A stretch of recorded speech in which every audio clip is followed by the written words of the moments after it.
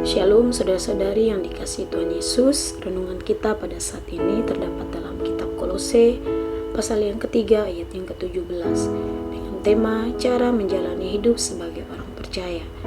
Dan segala yang kamu lakukan dengan perkataan atau perbuatan, lakukanlah semuanya itu dalam nama Tuhan Yesus sambil mengucap syukur oleh Dia kepada Allah Bapa kita. Kolose pasal yang ketiga ayat ke-17. Sebagai orang percaya, kita harus meyakini bahwa dalam proses kehidupan yang saat ini kita jalani, bukan atas kehendak atau keinginan kita lagi, melainkan atas kehendaknya Tuhan. Kitab Kejadian pasal 1 ayat yang ke-26b. Supaya mereka berkuasa atas ikan-ikan di laut dan burung-burung di udara, dan atas ternak dan atas seluruh bumi, dan atas segala binatang melata dan merayap di bumi. Ayat ini menjelaskan maksud dan tujuan Allah, mengapa manusia diciptakan, yaitu supaya berkuasa atas apa yang diciptakan Allah. Dan tentunya semuanya yang Allah ciptakan baik adanya. Tidak ada yang tidak baik dalam pandangan Allah pada saat itu. Dari semua yang diciptakan Allah, manusia dispesialkan oleh Allah. Manusia berkuasa, artinya manusia diberikan tugas untuk menjaga dan merawat semua yang ada di bumi. Menjadi ciptaan Allah yang dipercaya untuk bertanggung jawab atas ciptaan lain. Tetapi hal itu terjadi sebelum dirusak oleh keinginan manusia itu sendiri, keinginan yang akhirnya membuat hubungan Allah dengan manusia terputus dan terhalang oleh dosa. Allah melalui orang-orang yang luar biasa seperti para nabi dan hakim dipakai Tuhan untuk membangun kembali hubungan dengan bangsa Israel, tetapi belum berhasil sepenuhnya. Hingga Allah mengutus anaknya yang tunggal sebagai perantara yang mengorbankan dirinya mati di atas kayu salib untuk menebus dosa-dosa kita.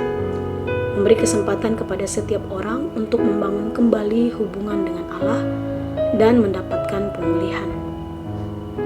Sekarang, sebagai orang percaya, cara yang harus kita lakukan melalui hidup kita adalah melakukan seperti apa yang terdapat dalam kitab Kolose pasal yang ketiga ayat yang ke-17. Semua yang kita katakan atau lakukan semua seperti untuk Tuhan, bukan untuk keinginan diri sendiri lagi.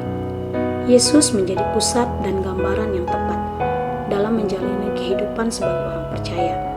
Ia penuh dengan belas kasihan tanpa memandang status, harta, dan kekuasaan. Kehadirannya ke dunia untuk mencari dan menyelamatkan yang hilang.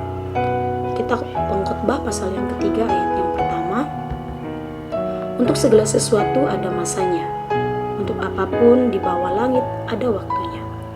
Ayat ini mengingatkan kepada kita bahwa segala sesuatu yang ada di bumi ini ada masa dan waktunya. Masa yang saat ini ada dan waktu yang saat ini masih kita jalani. Lakukanlah segala sesuatunya seperti untuk Tuhan. Saudara-saudari, kasih Tuhan nyata. Setiap kita ada bukan karena kebetulan, melainkan Allah menginginkan keberadaan kita saat ini untuk memuliakan Dia melalui hidup kita. Firman Tuhan sebagai dasar dan cara yang harus kita gunakan untuk menjalani kehidupan kita saat ini.